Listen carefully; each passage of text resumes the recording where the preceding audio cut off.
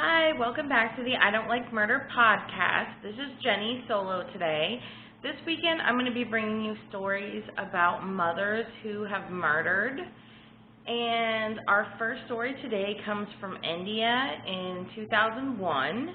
Reshma, a 22-year-old woman in a small village in India, came into her home one morning as her father was having his coffee, and she had something in her arms, and she called out for him and her husband, and they came over. It turns out she had a baby in her arms, and she said she had found the baby when she was outside that morning. She heard the baby crying, so she went and picked it up and brought the baby home. And so then, like, where did this baby come from? Obvious questions. They called an ambulance to have the baby checked out because, they didn't know how it was. The baby seemed to be fine at the time, and a lot of the neighbors started coming over because they had heard that somebody had found a baby, and, they obviously wanted to know what was going on. And they all kind of stood around and tried to figure out who the baby could be because they didn't know anybody that was in the neighborhood that had been pregnant, that was due about this time, and, they kind of it was a huge mystery for everyone. They were all trying to figure out the mystery of whose baby this was. So the ambulance comes and takes the baby to the hospital, and then unfortunately later that night the baby did pass away. So now, the police get involved, and they're investigating, trying to find out who this baby belongs to, and now, the baby has passed away, so there's a death investigation. So they investigate. Reshma is very involved in the investigation. It seems like she feels that she has some responsibility in this because she's the one that found the baby. So it goes on, and they go through extensive searches from medical facilities and doctors and trying to figure out who in the area was due to have a baby around that time, who was pregnant. The investigation goes on. And finally, they do some DNA testing and test some women around the village that are potentials, and Reshma was one of them. It turns out that the baby was hers and her husband's, and she had hid the pregnancy from everyone. Her husband had been out of town most of the time she was pregnant, so he didn't know, and she did a really good job of concealing the pregnancy using body shapers and stuff, and the way she covered up. And then she complained about, just generally, like, things she always complained about, having pains and stuff, but nothing extravagant that would throw any red flags up. So nobody really knew.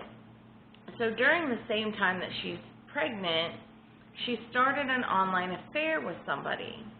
And the man, Anandu, and her were carrying on this affair. They had plans of meeting up and running away together and starting a new life. So it goes on, and she hid the pregnancy from him also because she assumed that, he wouldn't want her anymore if he knew she was pregnant by another man. So she didn't tell him either. She hid it from everyone. So she did end up getting arrested after they found out the baby was hers. So she was in prison or jail awaiting trial at the time. So the police start looking into Anandu because, seeing if he had any connection to her or anything else. And she had used some of her family members' SIM cards to communicate with him so she didn't get caught at certain times. So she, the police came to her and said, we can't find this guy. We can't find the real person behind this account. And she's like, no, he's real, he has to be real, whatever, keep investigating. So they couldn't find him, and eventually they found out that her sister-in-law and niece were playing a prank on her and had set up this profile to play a prank on her and kind of catch her. They knew she was talking to other men online behind her husband's back, so they did it as, it was supposed to be an innocent prank.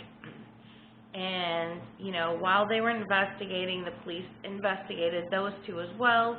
And one day when they were supposed to come and interview them to just continue the investigation, the women were both missing. So then it was later that day or the next day, they ended up finding their bodies in the river. They had taken their own lives because they saw that they had went too far with this, and they couldn't. One of them left a note basically saying that they couldn't live with what they've done, and that it was too much. They didn't want to they weren't done living their lives, but they also didn't want to go to jail for this. They didn't want to have the consequences for it, so they went to this river that's got an extreme current, and they both ended up passing away. So it's a really sad story, a lot of turns and twists, kind of crazy that something like that was going on, but it goes to show you that sometimes even moms will do some crazy things. So thank you for listening. I'll be bringing you